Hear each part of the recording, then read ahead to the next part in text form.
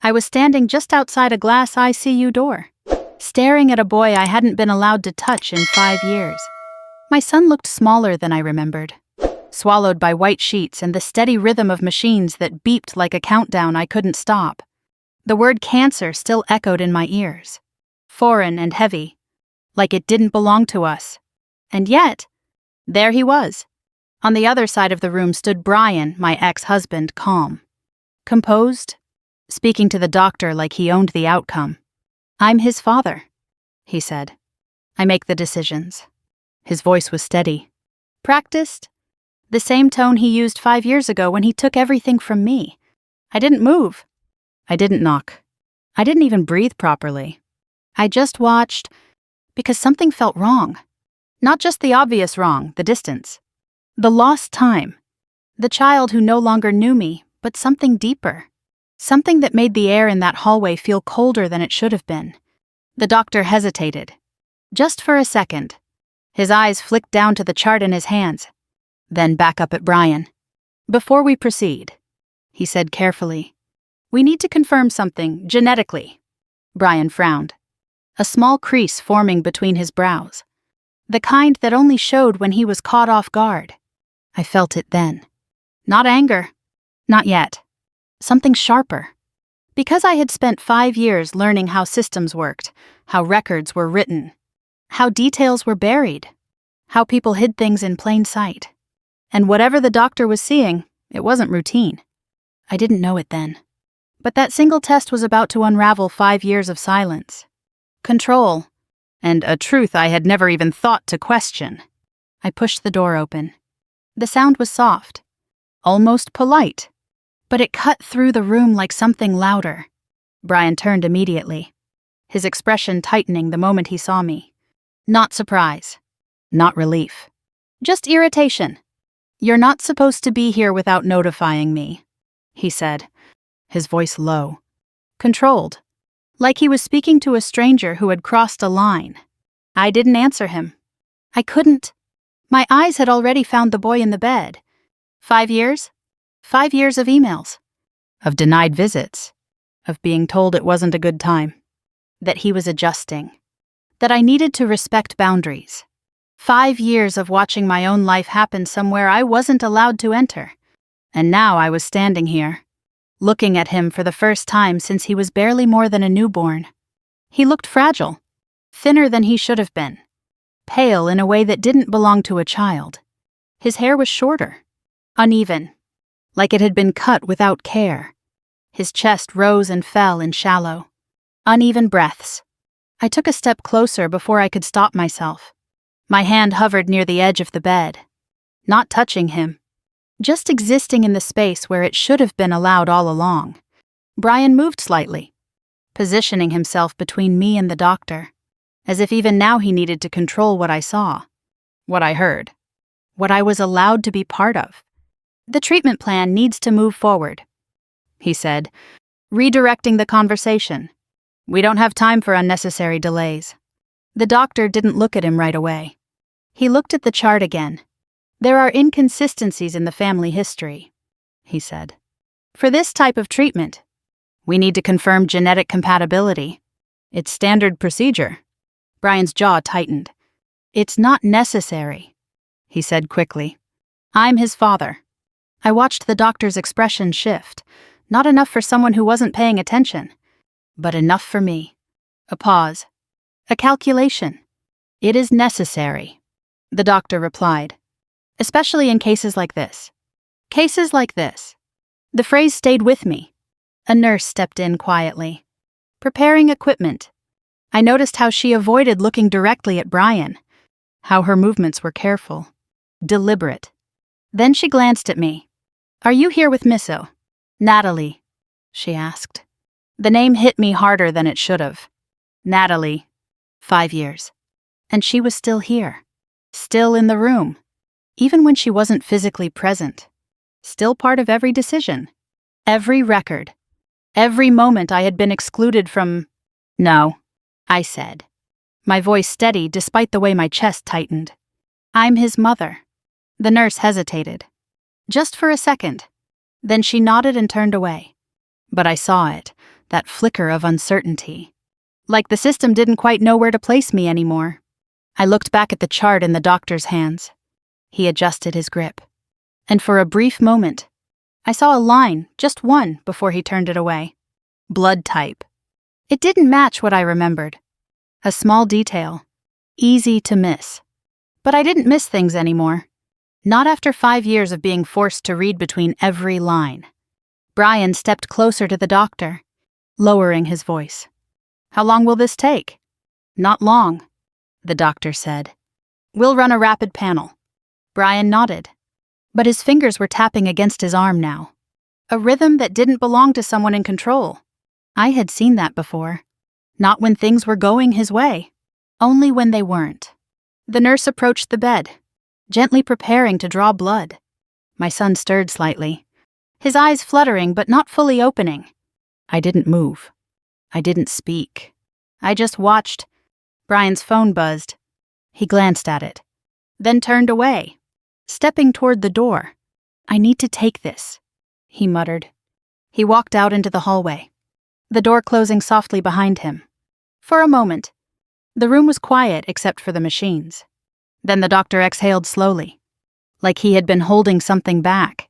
I looked at him. He didn't say anything yet, but I saw it. Something wasn't right.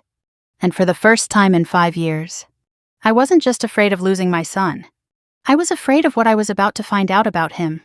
5 years earlier, just days after I gave birth, I still couldn't stand up without holding on to something. The house was quiet in a way that didn't feel peaceful. It felt empty, like something had already left before I noticed it was gone. My son was asleep in the bassinet beside the couch, wrapped in a blanket I had folded 3 times to make it softer. I remember watching his chest rise and fall, counting each breath like it was something I could protect if I paid enough attention. Brian wasn't home much those days. He said work was demanding. New project. Tight deadlines. The kind of explanation that sounded reasonable until you realized it had replaced every other conversation we used to have. I told myself it was temporary. That once things settled, we would figure everything out.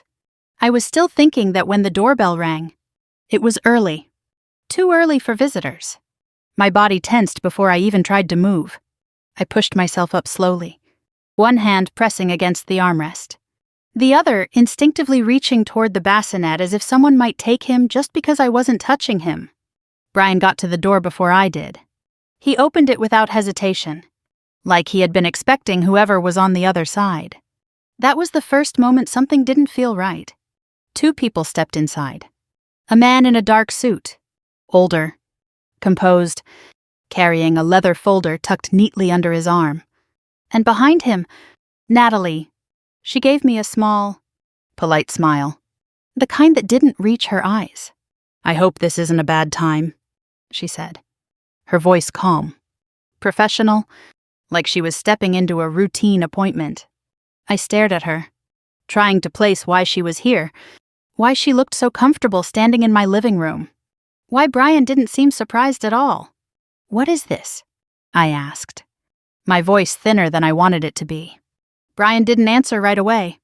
He closed the door, then walked past me like I wasn't the one who had just asked the question. "Let's sit," he said. The man in the suit set his folder down on the table. He moved with the kind of efficiency that came from doing the same thing many times before.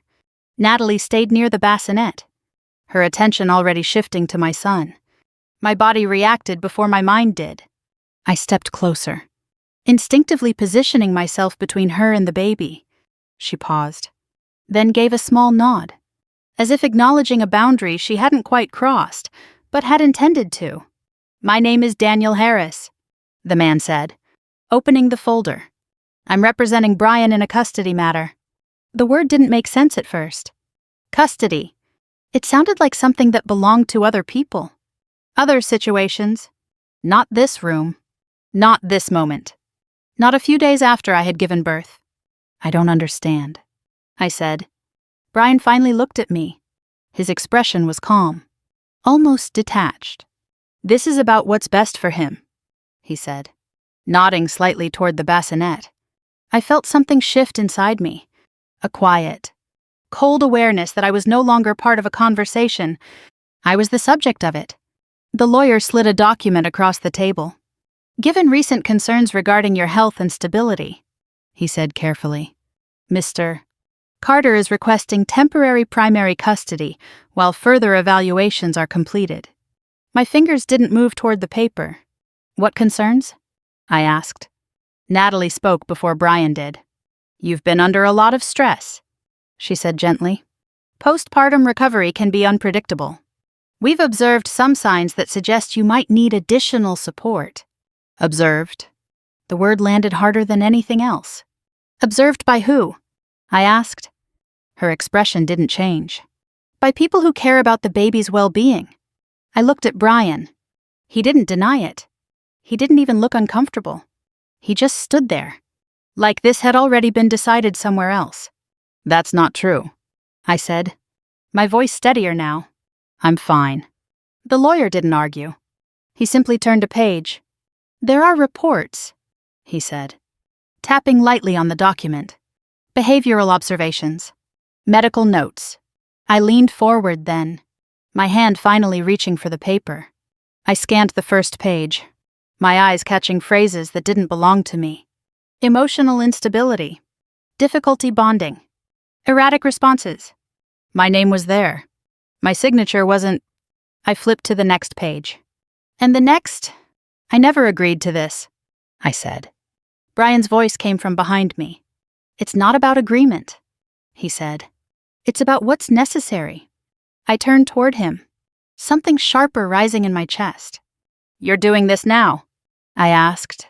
"After everything, after I couldn't finish the sentence. Natalie stepped closer again, her voice still calm, still measured. "No one is trying to take anything away from you," she said. "This is just temporary.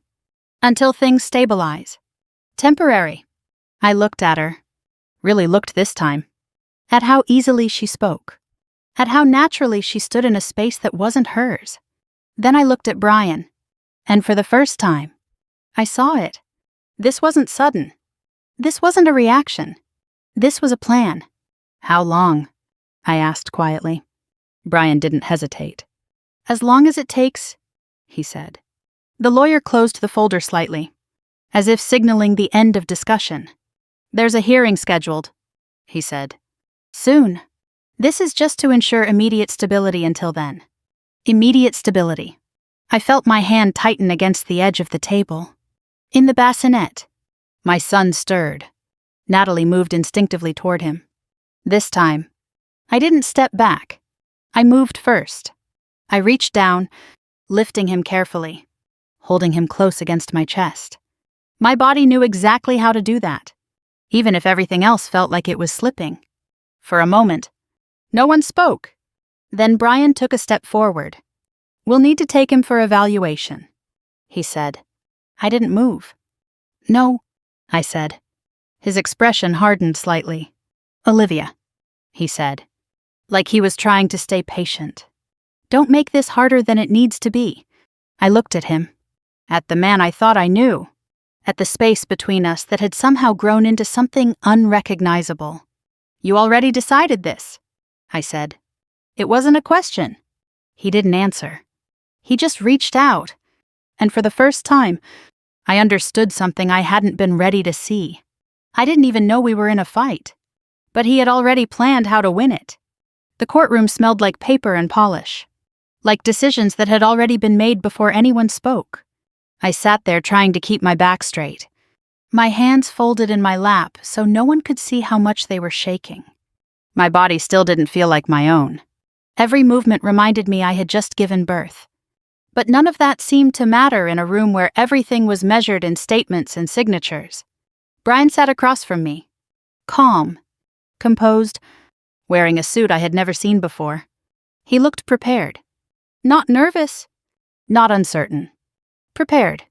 Natalie sat just behind him, close enough to lean forward when needed, far enough to appear like she didn't belong to his side. But she did. Anyone paying attention could see it. I wasn't paying attention before. Now I couldn't stop. The judge entered, and everything shifted into motion.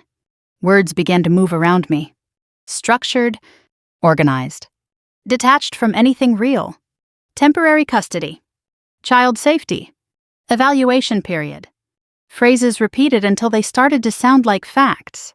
Brian's lawyer spoke first. Smooth. Controlled. Confident.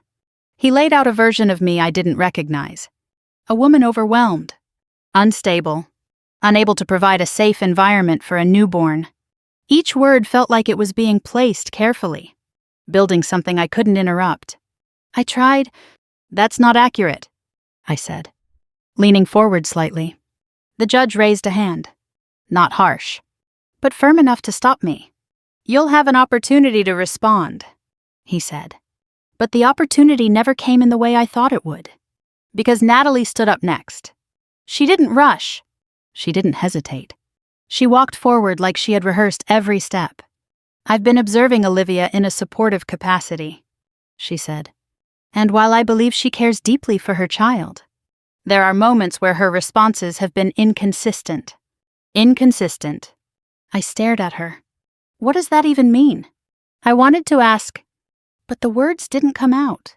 Instead, she continued, there were times she appeared emotionally withdrawn, other times overly reactive. That kind of fluctuation can be difficult for a newborn. Her tone was gentle, concerned, convincing. I felt something tighten in my chest, because part of me remembered those moments.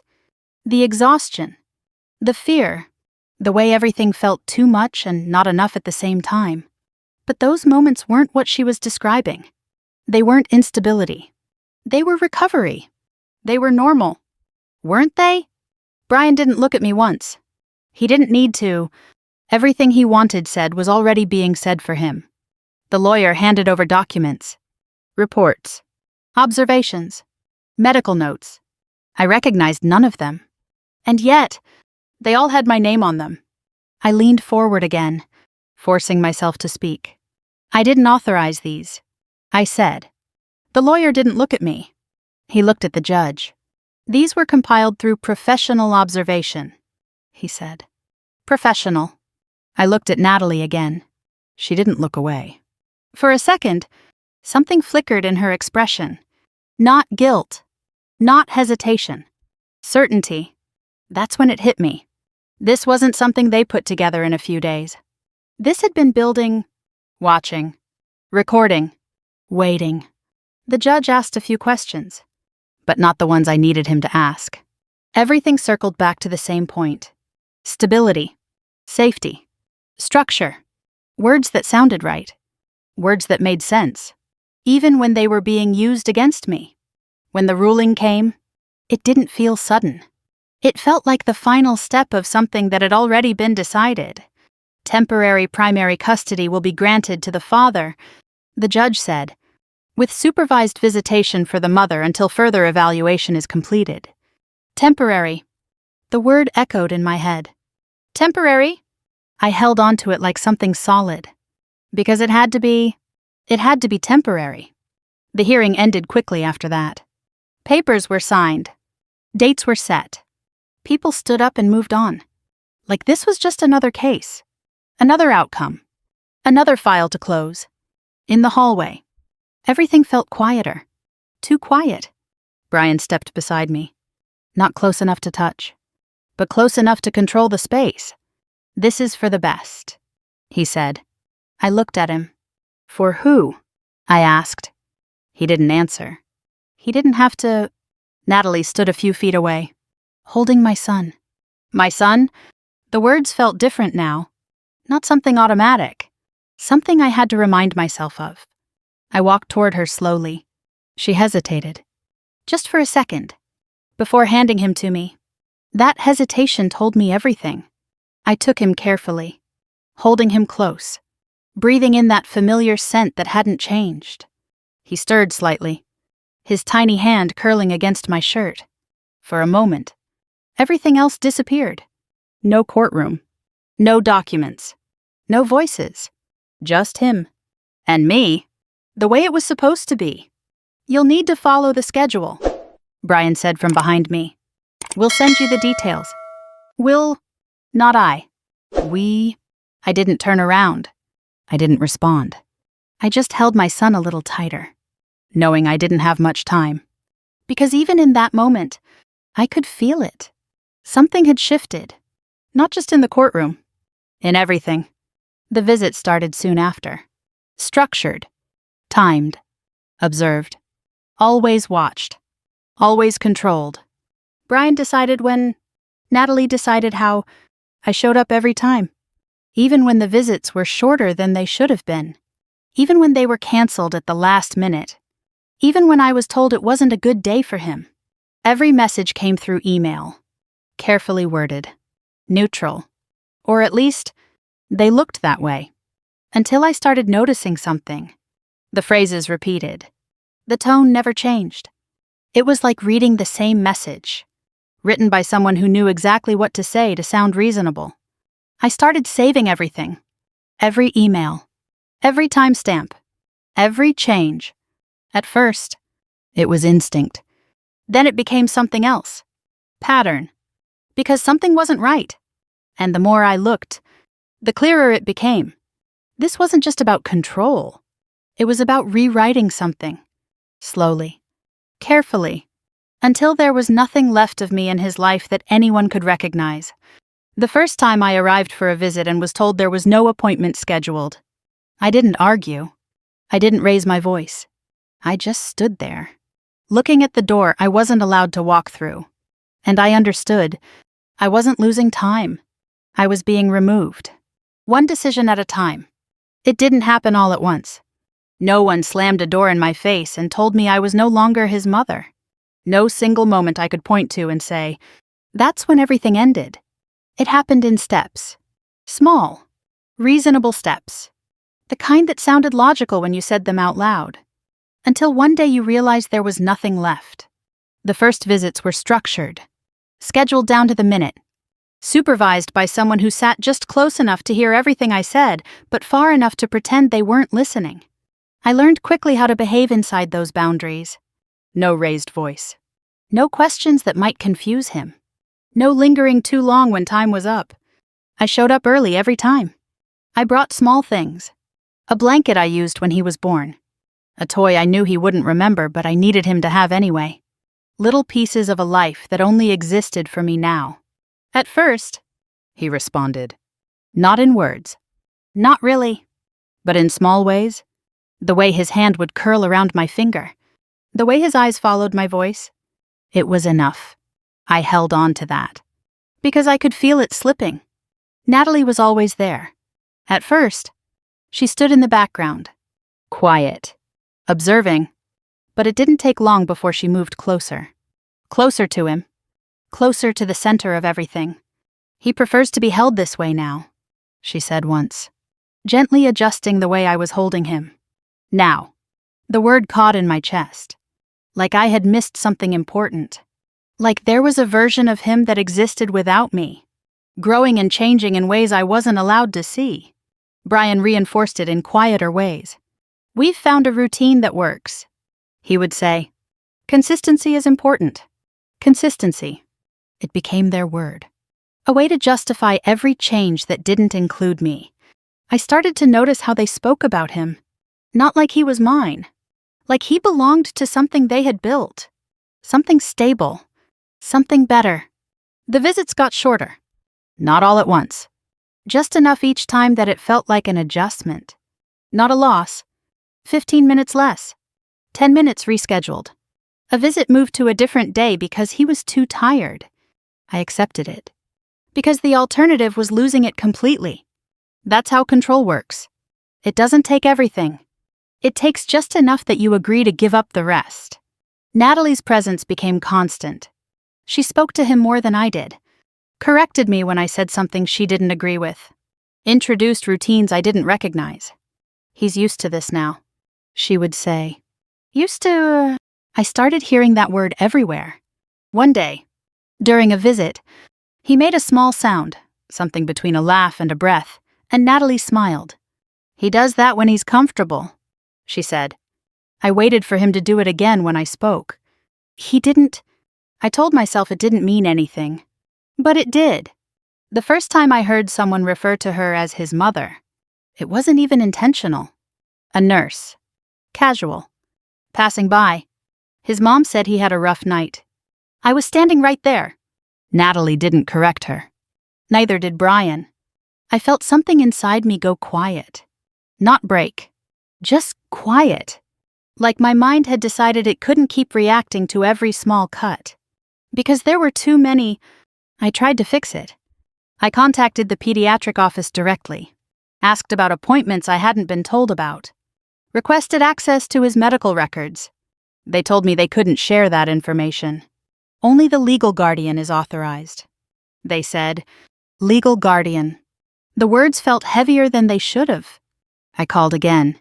A different office. Same answer. My name wasn't on anything. Not emergency contacts. Not appointment lists. Not records. I wasn't missing. I had been removed. And the system reflected that perfectly. I went back to the emails. Read them again. Carefully this time. The tone was always the same. Neutral. Polite. Reasonable. But when I lined them up, side by side, something became clear. The wording repeated. Not similar. Identical. Phrases that appeared in different messages. Weeks apart. Like they had been copied and reused. I stared at the screen longer than I should have. Because that meant one thing. Someone was controlling the narrative. Not just what happened, but how it was described. I started saving everything. Every email. Every change in schedule. Every detail that didn't match the one before it. At night, when the apartment was too quiet, I would sit at the table with my laptop open, organizing everything into folders. Dates. Times. Patterns. It became routine. Not emotional. Not desperate. Structured. Controlled. The same way they had been. One afternoon, I arrived for a scheduled visit. I had the confirmation email open on my phone, ready to show it if I needed to. The receptionist looked at her screen, then back at me. I don't see anything scheduled, she said. I felt the words before I processed them. That's not possible, I said, keeping my voice steady. I have confirmation. She looked again, slower this time. I'm sorry, she said. There's nothing here. I showed her the email. She glanced at it, then shook her head slightly. I can't override what's in the system. The system. I stepped outside. Called Brian. No answer. Called again. Nothing. A message came through a few minutes later. Not from him. From Natalie. This arrangement is no longer beneficial right now. We'll reassess later. That was it. No explanation. No discussion. Just a decision. I sat in my car, the phone still in my hand, staring at the building I wasn't allowed to enter. Somewhere inside, my son was there, close enough that I could almost convince myself I could hear him, but not close enough to reach. I didn't cry. I didn't scream. I just sat there, and for the first time, I understood what was really happening.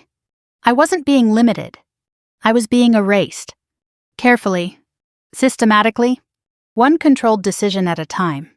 5 years didn't pass all at once. They wore me down one day at a time. At first, I measured time by what I had lost. The visits that didn't happen. The calls that never came. The milestones I had to imagine instead of witness. But after a while, something shifted. I stopped counting what I didn't have, and started paying attention to everything else. I moved into a smaller apartment a few months after the visits stopped completely. It wasn't a choice so much as a recalibration. Less space. Fewer things. No reminders I couldn't control. The crib didn't come with me. That was the only decision I made without thinking. Work became the structure of my days. At the hospital, everything followed systems, protocols, documentation, clear steps that led to clear outcomes. It was the opposite of what my personal life had become. I leaned into that. I took on more responsibilities, stayed later, learned processes I had never paid attention to before. Not because I needed to, because I needed something that made sense, something that couldn't be taken away without leaving a record. I stopped writing emotional emails. No more long messages asking for explanations. No more attempts to sound understanding or cooperative in a way that might earn me something back. Every message I sent became precise, short, neutral, documented. I am requesting an update regarding scheduled visitation. I am available on the following dates. I would appreciate confirmation. That was it. No emotion. No leverage. At first, it felt wrong, like I was giving up something important. But then I noticed something. Their responses didn't change. They were still delayed, still vague, still controlled. But now, when I read them, they looked different. Not because of what they said, because of how they were written. The tone was always the same. Too consistent. Too polished. Like someone had already decided what the answer would be before the question was even asked. I started comparing them, opening multiple threads side by side, reading them line by line. The same phrases appeared again and again. Best interest of the child. Current arrangement remains appropriate. We'll reassess at a later time. It wasn't communication. It was a script. That was the moment something in me changed. I stopped waiting for a response that would never come, and started collecting everything instead. Every email, every timestamp, every inconsistency. I built folders, organized them by date, by topic, by pattern. At night, I sat at my kitchen table with my laptop open, not thinking about what I had lost, but what I could prove. It became routine, not emotional, strategic. Work changed too. The more I learned, the more I saw how systems actually worked, how records were created, how they could be updated, how small changes, just a line here, a timestamp there, could shift an entire narrative without anyone noticing. I wasn't looking for that at first, but once I saw it, I couldn't unsee it. One evening, I was reviewing internal documentation from a different case, routine audit work, something I had done dozens of times before. 2 versions of the same report, same patient, same date, different details, small ones, easy to overlook, but enough to matter. I stared at the screen longer than I should have, because it wasn't just about the report. It was about what it meant. Records weren't absolute. They were constructed, maintained, and if someone knew how, adjusted. I closed the file and leaned back in my chair. For 5 years, I had been told a version of reality that didn't match what I experienced. And I had accepted it, because I didn't know how to challenge it. Now I did. Outside of work, things were quieter. People stopped asking about my son after a while. At first, there had been questions, concern, offers to help, then hesitation, then silence. I became something people didn't know how to talk about. The woman who lost custody. The one who had issues. I could see it in the way conversations shifted when I entered a room. How quickly people changed the subject. How carefully they avoided anything that might bring it up. At some point, I stopped correcting them. It didn't matter what they believed. It mattered what I knew. Still, there were moments, small ones. A birthday I marked alone. A date that stayed in my head even when I tried to ignore it. I kept a small box in my closet. Inside it, the hospital bracelet from the day he was born. A folded blanket. A photo taken before everything changed. I didn't open it often. But when I did, I didn't fall apart. I studied it. Like evidence. Like something that connected me to a truth no one else could rewrite. One night, I was scrolling without thinking when I saw it. A photo. Posted publicly. My son sitting on someone's lap. Smiling. Brian standing behind him. Natalie beside them. The caption was simple. Family time. I stared at it longer than I should have. Not because of what it showed. Because of what it didn't. There was no space for me in that image. Not even as something missing. I closed the app. Went back to my laptop. Opened my files. And kept working. A few days later, I met with a lawyer. Not formally. Just a consultation. He reviewed some of the documents I had collected. The emails. The timelines. He didn't say much at first, just nodded, took notes. Then he looked up. "This isn't typical," he said. I didn't react. I had stopped expecting anything to be. He tapped one of the printouts lightly. "There's a pattern here," he added. "Coordinated decisions. Consistent narrative control." I leaned forward slightly. "What does that mean?" I asked. He held my gaze for a moment. "It means this wasn't just about custody," he said. I didn't answer, because I already knew that. I just didn't know what it was about instead. When I got home that night, I opened everything again. All the files, all the records, and I saw it. A name. Repeated. In places it shouldn't have been. Earlier than it should have been. Natalie. Not just after. From the beginning. I sat there, staring at the screen, my hand still on the mouse.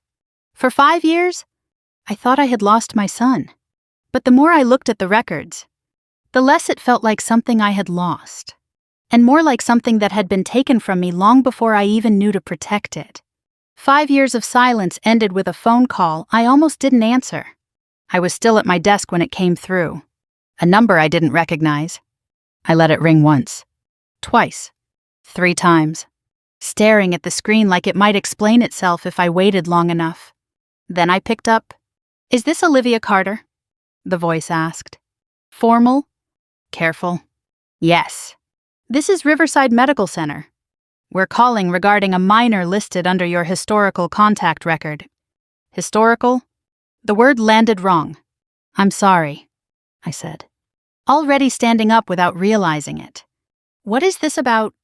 There was a pause. "Not long. Just enough. The child has been admitted for urgent care." The caller said, "There has been a diagnosis, and we need to confirm family medical history." My grip tightened around the phone. "What diagnosis?" Another pause. "Cancer." The room around me didn't spin. It didn't collapse. It just narrowed. Like everything outside that word stopped existing. "Which child?" I asked, even though I already knew. The answer came anyway. "My son." I didn't remember ending the call. I just remember standing there, my hand still holding the phone, my mind trying to catch up to something it didn't want to understand. 5 years. 5 years of being told I wasn't needed. And now this. I dialed Brian before I could think about it. He didn't answer the first time. Or the second.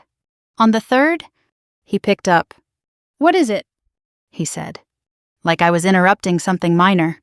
"I just got a call from the hospital." I said, "What's going on?" Silence. Then a slow exhale. "They shouldn't have contacted you," he said. I felt something cold move through me.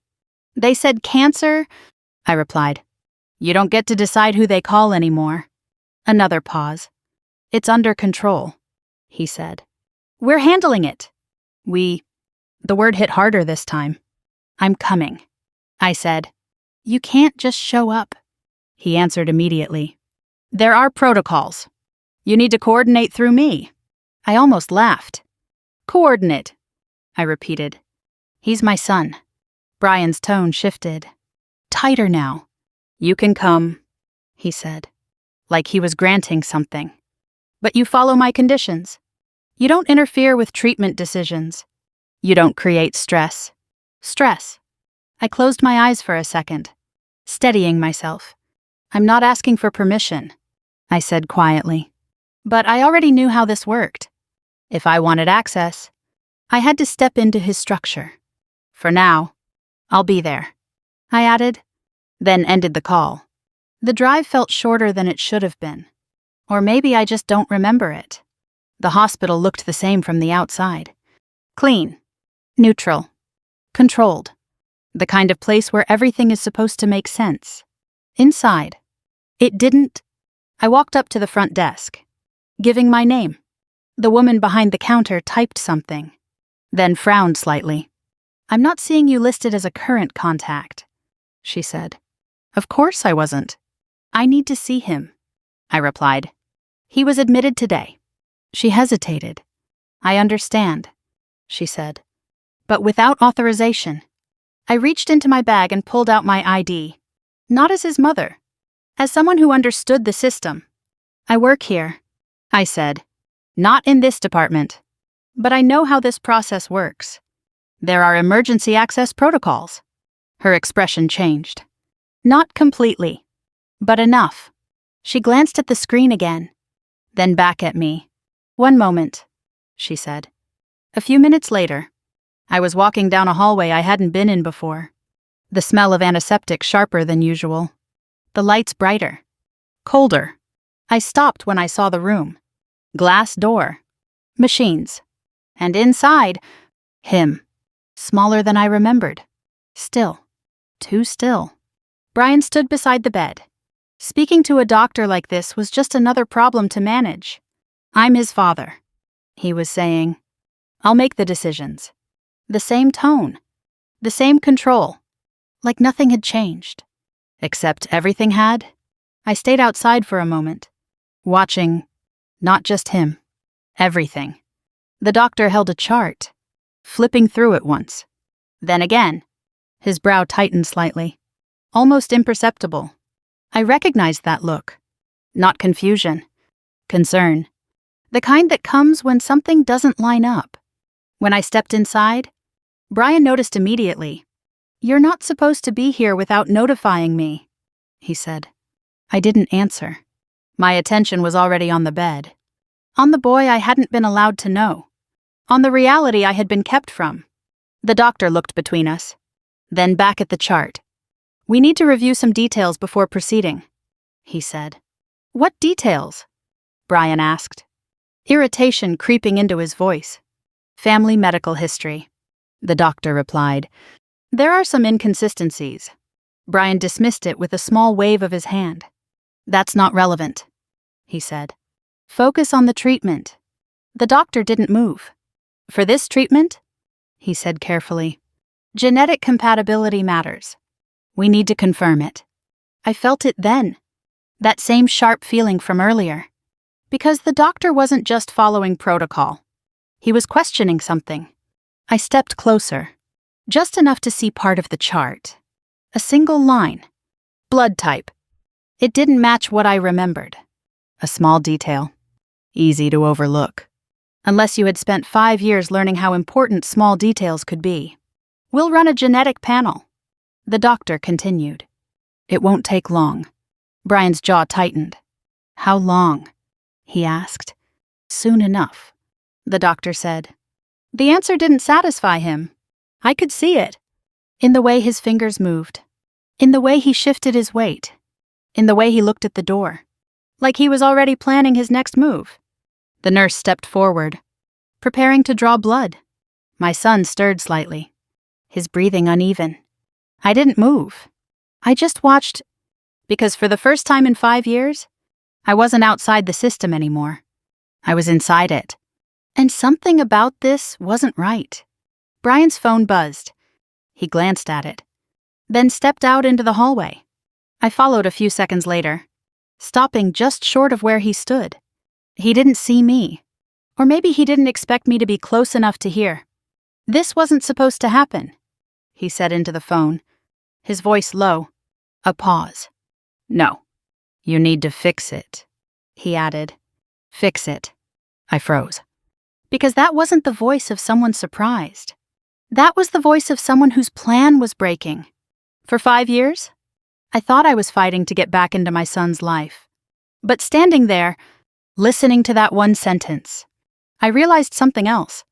I hadn't just stepped back into his life. I had stepped into something much bigger than custody. And whatever it was about to come apart. The blood samples were taken faster than I expected.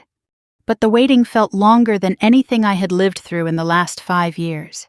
I stayed in the room after Brian stepped out, my eyes fixed on the small movements of the machines. The rise and fall of a chest I had memorized once, and then been forced to forget. The nurse labeled the tubes carefully, double-checking each one before placing them into a sealed container. "Standard protocol," she said quietly, almost to herself. I nodded, even though the words didn't feel standard at all. Nothing about this felt standard. Brian came back in a few minutes later, His expression controlled again, but not as steady as before. Something had shifted. It was small, but I saw it. He was watching the process now, not overseeing it, watching it. "How long is this going to take?" he asked the doctor. The doctor didn't look up immediately. He was reviewing something on the screen, his expression neutral in a way that felt deliberate. "We're running a rapid panel," he said. "We'll have preliminary results soon." "Soon isn't specific," Brian replied. "It's as specific as I can be," the doctor said, finally looking at him. There was something in that look. Not confrontation. Not yet. Just distance. I stepped slightly closer to the counter where the samples had been placed before being taken out of the room. "Everything's being processed correctly?" I asked. The nurse glanced at me, then at my badge, then nodded. "Yes," she said. "Chain of custody is intact. No issues." Brian's head turned toward me sharply. "What are you doing?" he asked. "Making sure there aren't any delays," I said evenly. He held my gaze for a second longer than necessary, then looked away. For the first time since I had walked into that room, I wasn't reacting to him. I was watching him, and what I saw didn't match the version of him I had been told to accept for 5 years. He wasn't in control. He was trying to stay in control. That was different. "Can we expedite this?" he asked again, his voice tightening slightly. "There's no reason to wait if it affects treatment.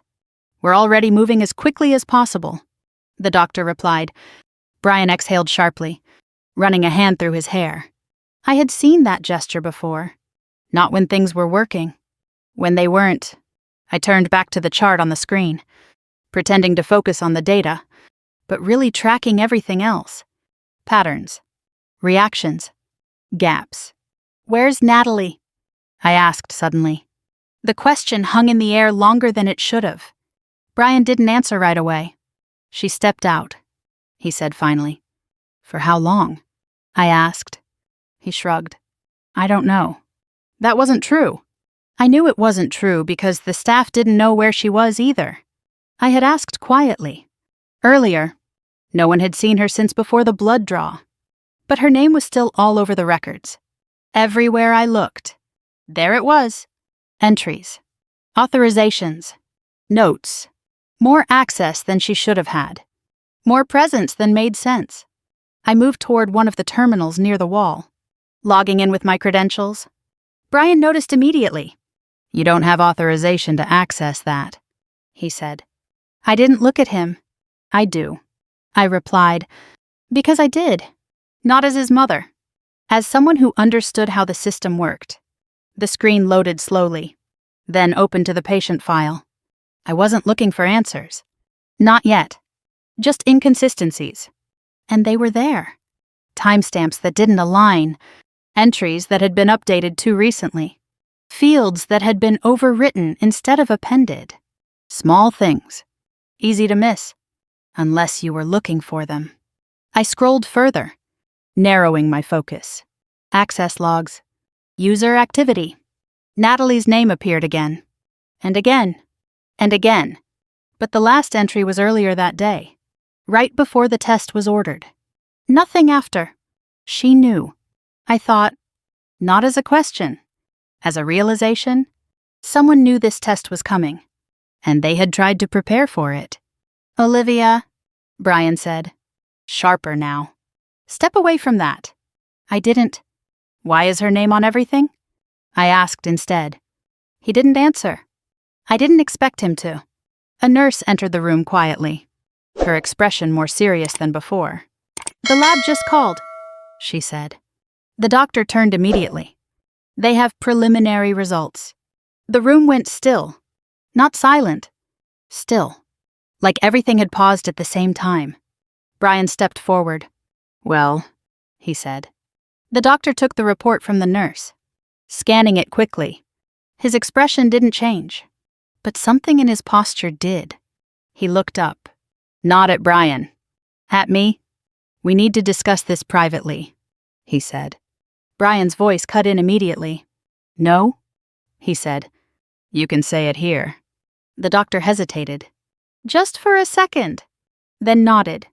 The genetic markers we tested, he began carefully, do not indicate a biological match. Brian frowned. What does that mean? He asked. The doctor held his gaze. It means, he said, you are not the biological father. The words didn't echo. They didn't explode. They just landed heavy. Final. Brian laughed. A short, sharp sound that didn't belong in the room. That's not possible, he said. Run it again. We've already confirmed the results. The doctor replied. There must be a mistake. Brian insisted. There isn't, the doctor said. I didn't move. I didn't speak. Because something inside me had already shifted. Not shock. Recognition. All the small inconsistencies. All the patterns. All the things that didn't make sense. They were starting to align. If he's not the father, I thought. I didn't finish the sentence. Because I already knew where it led. Brian was still talking. Arguing. Demanding. But I wasn't listening anymore. I was watching him. And for the first time in 5 years, I saw something I hadn't seen before. Fear. Not of losing control. Of something being exposed. The doctor spoke again. His voice steady. We'll need to proceed with further verification, he said. Brian shook his head, stepping back. This is wrong, he muttered. This is completely wrong. I finally spoke. Quiet. Controlled. Then explain it, I said. He didn't look at me, because he couldn't. And in that moment, I understood something I hadn't allowed myself to consider before. This wasn't just about custody. This wasn't just about control. Something had been wrong from the very beginning. And whatever it was, we had just uncovered the first piece of it. I thought the worst part was over. I was wrong. The room didn't settle after the doctor said Brian wasn't the father. If anything, the air tightened, like something else was waiting just beneath the surface. Something heavier than the first truth we had just uncovered. Brian was still talking, his voice sharper now. Less controlled. This doesn't make any sense, he said. There has to be an error. Run it again. The sample integrity has been verified, the doctor replied. There's no indication of error. Brian shook his head, pacing once, then stopping like he had nowhere left to go. I didn't look at him, because the first result wasn't what mattered anymore. It was what came next. We need to confirm maternal compatibility. The doctor continued, turning slightly toward me. It's standard procedure when results don't align. Brian reacted immediately. That's not necessary, he said. We already know who the mother is. The doctor didn't move. We still need to confirm, he said. There it was again. That hesitation. Not uncertainty. Kare, like he already knew something he hadn't said yet. I'll do it, I said. My voice was steady, clear, no hesitation. Brian turned toward me, his expression shifting in a way I hadn't seen before. Not irritation, not control. Panic.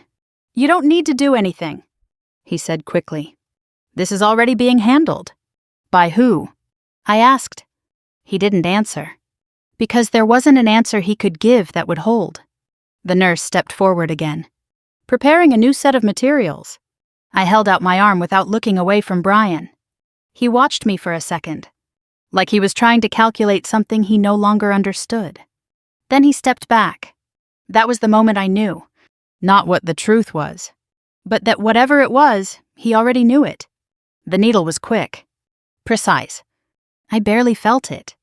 What I felt instead was something else entirely. A quiet shift inside me. 5 years ago, I would have been afraid. Now, I was ready. The sample was labeled sealed, taken out of the room, and we waited. Again.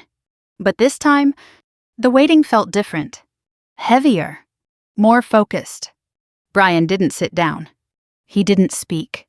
He moved between the door and the window, his phone in his hand, unlocking it, locking it, unlocking it again, not making calls, not sending messages, just holding it. like he was waiting for something to happen before he could act. I watched him the way I had learned to watch everything over the past 5 years. Patterns. Breaks in patterns. This wasn't a man surprised by new information. This was a man waiting for confirmation of something he already feared. I turned slightly, letting my eyes move across the room. The machines. The chart. The small details that most people would ignore. And then, without warning, a memory surfaced. Bright lights. Voices. A moment where everything blurred. I had been exhausted, barely conscious. I remembered someone taking the baby. Just for a moment. Routine check. They had said, I hadn't questioned it. Why would I? But now that gap felt different. Not like a missing detail. Like a missing piece. I closed my eyes for a second, steadying myself. When I opened them, Brian was watching me. "What are you thinking?" he asked. The question was too direct. Too sudden. "Nothing," I said. He didn't believe me. I could see it. But he didn't push. Because he couldn't. Not anymore. The door opened. The doctor stepped in, the same file in his hand. But his expression had changed. More serious. More careful. The room went quiet. Not forced. Natural. Like everyone understood what was about to happen. Brian moved first. "Well?" he asked. The doctor didn't answer right away. He looked at me. Then at Brian. Then back at the report. "The maternal markers," he began. His voice measured. "Do not indicate a biological match either." The words didn't feel real. Not at first. They just existed. In the air. Waiting to be understood. Brian stepped back. "No," he said immediately. "That's not possible." I didn't speak, because something inside me had already reached the conclusion before the words were finished. Not his child. Not mine. Then whose? The room seemed smaller. The sound of the machines louder. Every detail sharper. I looked at the boy in the bed. The same face I had been searching for in every memory. The same child I had fought to reach for 5 years. And suddenly, he wasn't mine. The thought didn't break me. It didn't collapse me. It changed everything. They didn't just take him from me. I realized they replaced him. Brian was still talking, arguing. "There's something wrong with your system," he said. "Run it again. Check the samples. This doesn't make sense." But it did. It made more sense than anything else had in 5 years. I turned toward him slowly. "What did you do?" I asked. My voice wasn't loud. It didn't need to be. He froze. Just for a second, then shook his head. "I didn't do anything," he said. "This is a mistake." A mistake. The same word he had used before. The same tone. The same deflection. I stepped closer. "You knew," I said. It wasn't a question. His eyes flickered. "Just once. Enough. You wouldn't understand," he muttered. There it was. The slip. Small. Almost invisible. But real. "You're right," I said quietly. I didn't understand. Until now. The doctor cleared his throat. "Breaking the moment. We need to escalate this," he said. "Both results indicate a serious discrepancy. This will require formal review." Formal. Official. Documented. Everything Brian had controlled for 5 years was about to be pulled into the open. And there was nothing he could do to stop it. I looked back at the boy in the bed. Not my son, but still a child. Still someone caught in something he didn't choose. And for the first time, I understood the full weight of what had been done. Not just to me, to both of them. For 5 years? I thought. I believed I was fighting to get my son back. But standing there, in that room, with the truth unfolding piece by piece, I realized something worse. I had been searching for someone who had been taken from me long before I even knew to look. And now, I wasn't just trying to get him back. I was trying to find him. I stopped asking what happened and started asking where my child was. The shift was immediate. Not emotional. Not dramatic. Clean. Precise. The moment the doctor confirmed there was no maternal match, something inside me settled into place. Not peace. Not acceptance. Focus. Where was he born? I asked. The doctor blinked, caught off guard by the question. Here, he said. According to the records. I nodded slowly. Then I need every record from that day, I said. Brian let out a short laugh behind me. You're not seriously suggesting... I didn't turn around. This isn't a suggestion, I said. For the first time in 5 years. I wasn't negotiating. The doctor hesitated, then nodded. Will involve compliance, he said. This needs to be handled formally. Formally. That was fine. Formal meant documented. Documented meant traceable. And traceable meant it could be undone. I stepped out into the hallway while the process started moving. My hands were steady. That surprised me. 5 years ago, I would have been shaking. Now, I was thinking, timeline, access, points of failure, because something like this didn't just happen. It required opportunity, and someone who knew how to use it. The records were brought to a private room within the hour. Not everything at once. Not neatly organized. But enough. Delivery logs, shift schedules, identification records. I sat down and started reading, line by line, ignoring everything that looked normal, looking only for what didn't. The first thing I noticed was the gap, a small window of time between delivery and transfer. Not long, but long enough. I stared at the timestamp, cross-referenced it with the nurse log. There should have been a verification signature.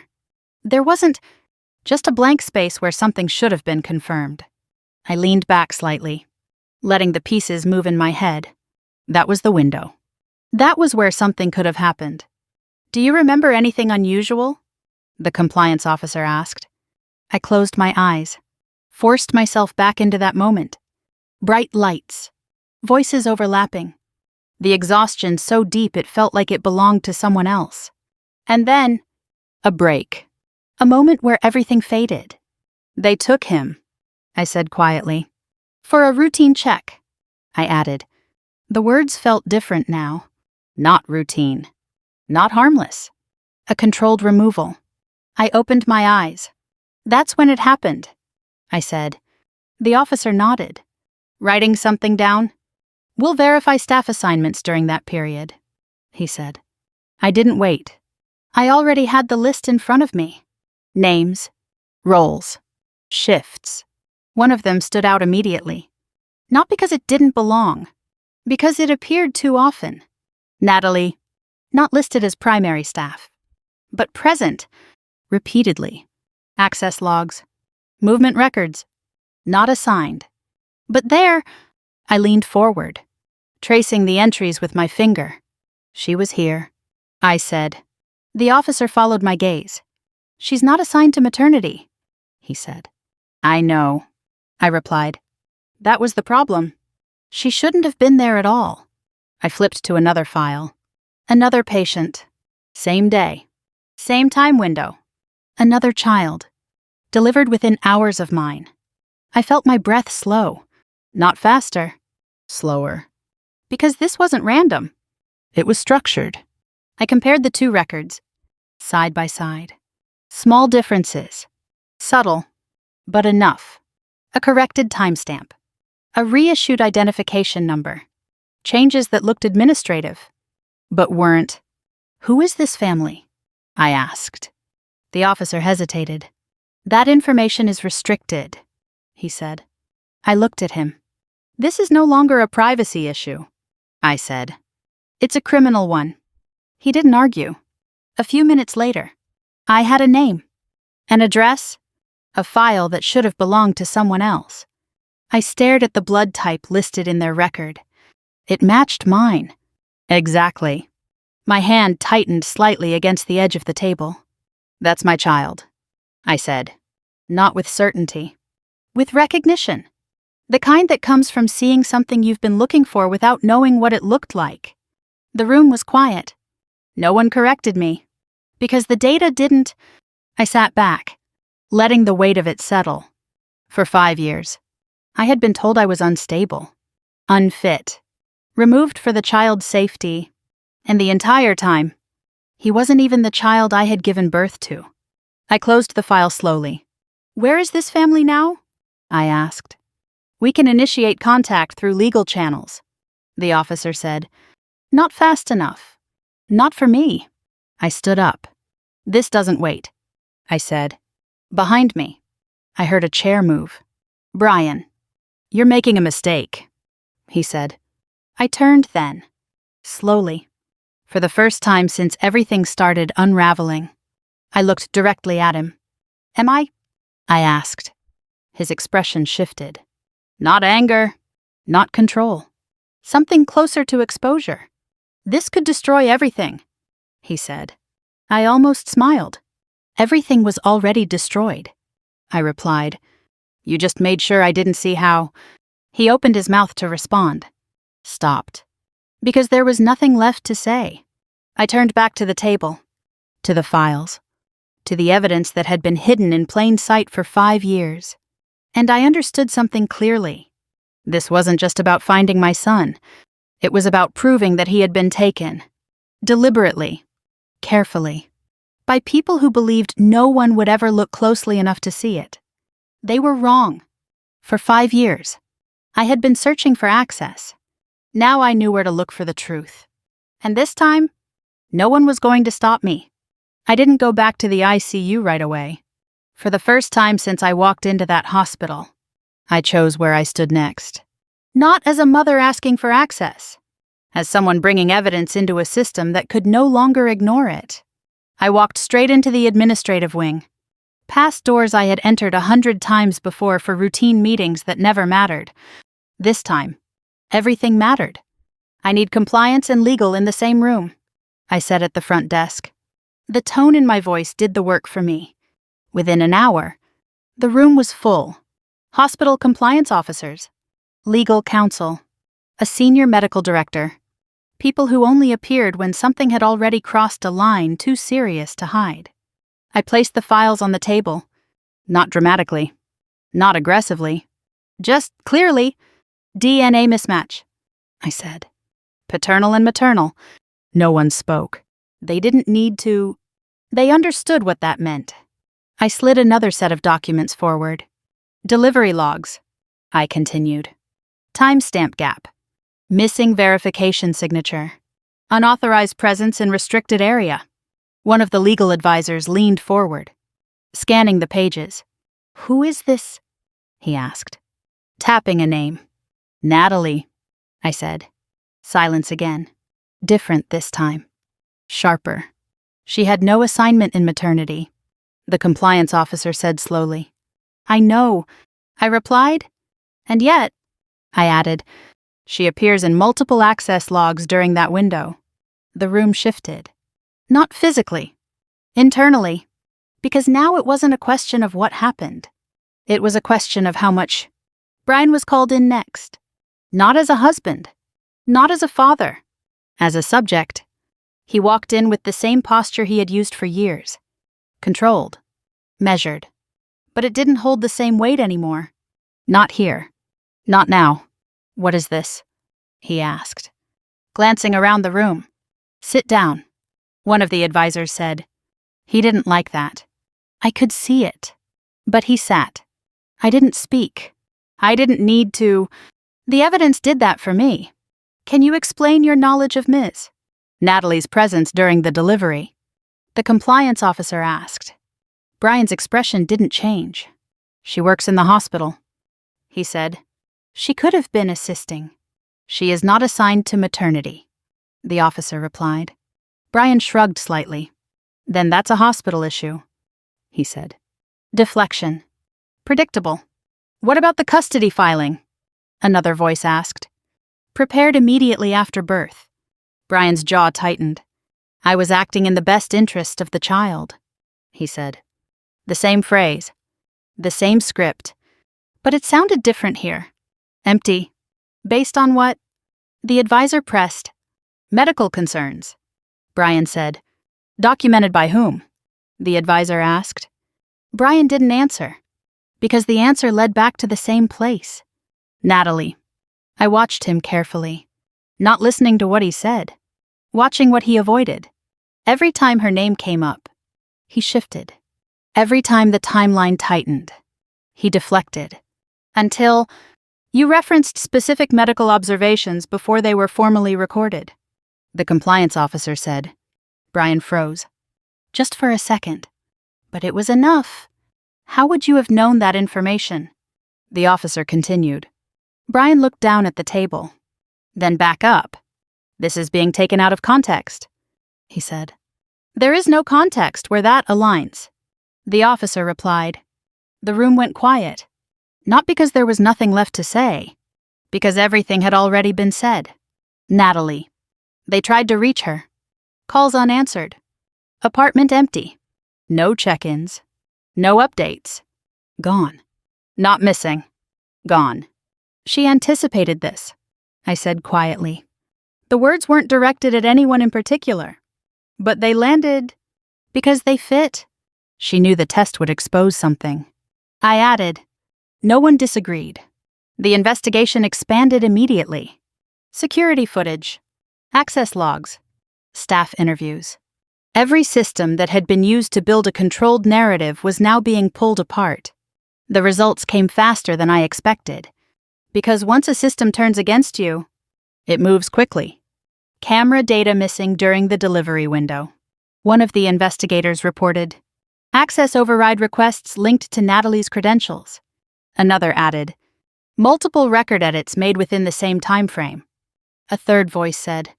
Each detail layered on top of the last. Not separate incidents, a structure, built carefully, maintained consistently. Until now, Brian stopped talking after that. There was nothing left to defend, nothing left to control. He sat there, silent, watching the same system he had used to erase me begin to expose him. I didn't look at him. I didn't need to. For 5 years, he had been the center of everything. Now, he wasn't even relevant. This will be escalated externally, the legal advisor said. There are potential criminal implications. Brian didn't react. Not outwardly. But I saw it. The moment he understood. This wasn't something he could manage anymore. It was something that would be documented, filed, examined, public. The same way my absence had been. The same way my instability had been written into records I never approved. I stood up slowly. No rush. No urgency. Because for the first time in 5 years, I wasn't chasing anything. The truth was already moving. Without me. We've confirmed the location of the second child, the compliance officer said. I paused. Just for a moment. That was it. Not Brian. Not Natalie. Not the system. That legal contact will be initiated immediately, he added. I nodded. Not because I needed permission, because it was already happening. I walked out of the room without looking back, because there was nothing left behind me that mattered. For 5 years, I had been trying to prove something, that I was stable, that I was capable, that I was still his mother. Now I didn't have to prove anything. The truth was doing it for me, and for the first time, I wasn't trying to get my son back. I was going to meet him. I arrived early. I didn't trust myself not to. The building was quieter than the hospital, softer in a way that felt intentional. Neutral walls, low voices, spaces designed for conversations that didn't have easy endings. I stood just inside the entrance for a moment, taking it in, letting my breathing settle into something steady. This wasn't a courtroom. This wasn't a hospital. This was where things were supposed to begin again. Or at least, where they tried. A woman from family services greeted me, her tone calm. Practiced. They're on their way, she said. I nodded. I didn't ask how long. I didn't ask what to expect. Because I already knew one thing. Nothing about this would feel normal. They led me into a small room with a table, 2 chairs, and a window that let in just enough light to soften everything without making it feel exposed.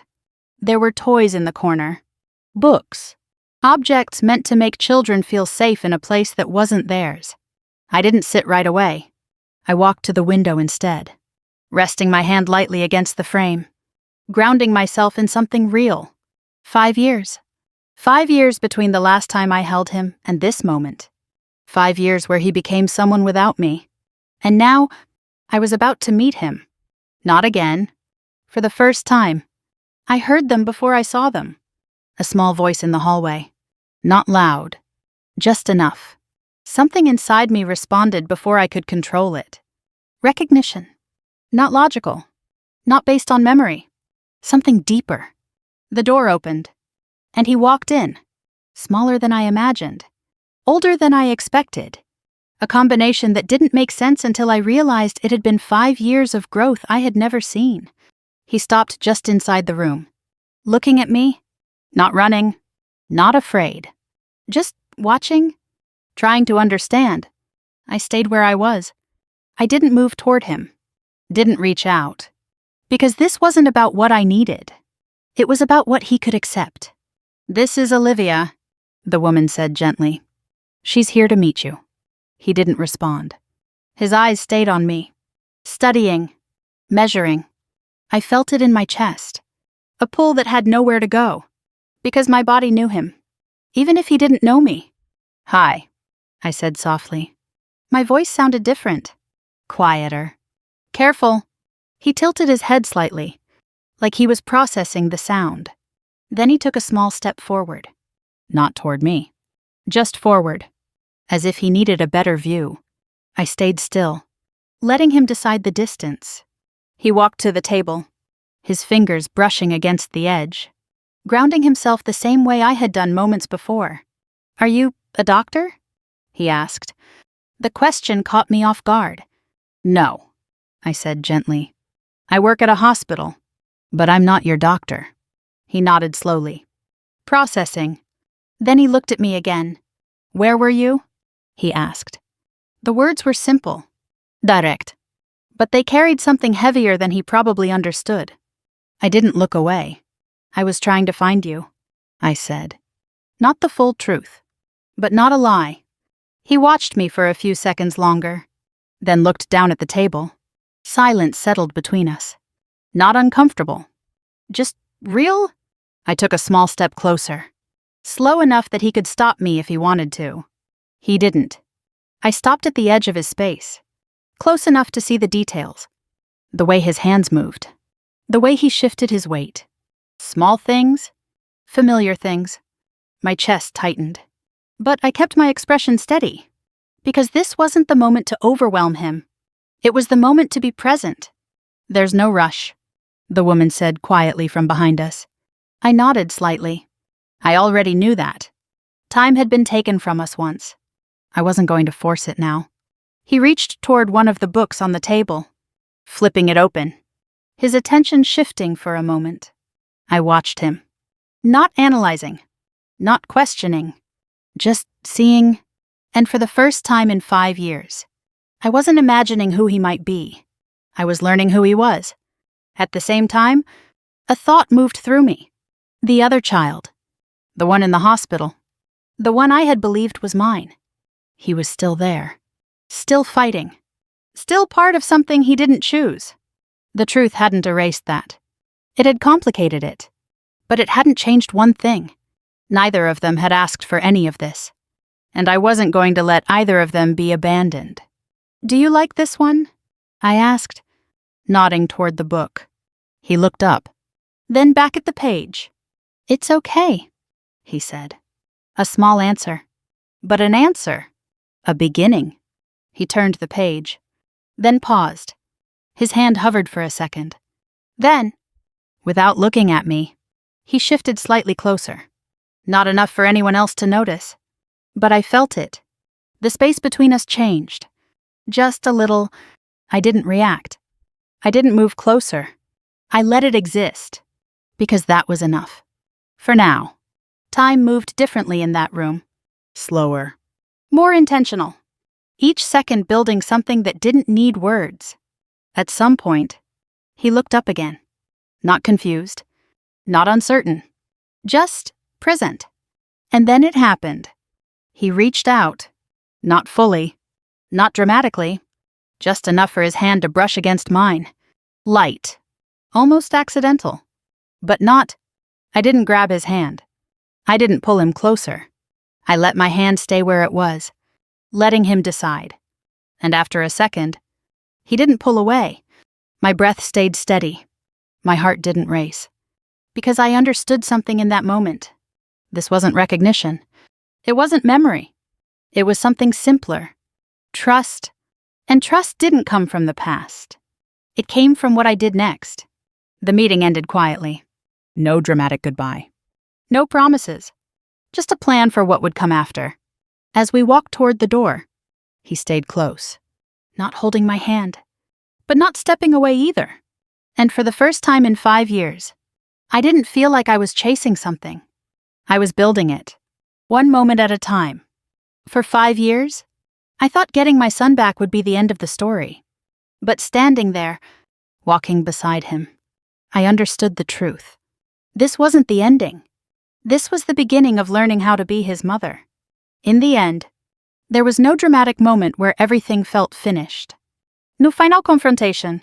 No last words that changed anything. Just a quiet shift. The kind you only notice when you stop looking for something to fight. The legal process continued in the background, moving through systems that no longer needed me to push them forward. Custody arrangements were rewritten. Investigations expanded. Names were documented. Decisions reviewed. Actions traced back to the moment everything had been altered. Brian stopped calling, not because he chose to, because there was nothing left for him to control. The man who once decided when I could see my own child no longer had a say in anything that mattered. His voice, his authority, his carefully built image, all of it faded into something distant, irrelevant. I didn't go looking for him. I didn't need to, because for the first time, my life wasn't shaped around what he had taken. It was shaped around what I was building. The process with my son moved slowly, intentionally. There were sessions, conversations, small moments that didn't look like progress until you realized they were. We didn't rush. We didn't pretend 5 years hadn't happened. We learned each other. The way he liked to sit when he was thinking. The way he asked questions when he didn't understand something but didn't want to admit it. The quiet way he observed everything before deciding how to respond. I didn't try to fill the space that had been missing. I let him decide what that space would become. Some days were easier.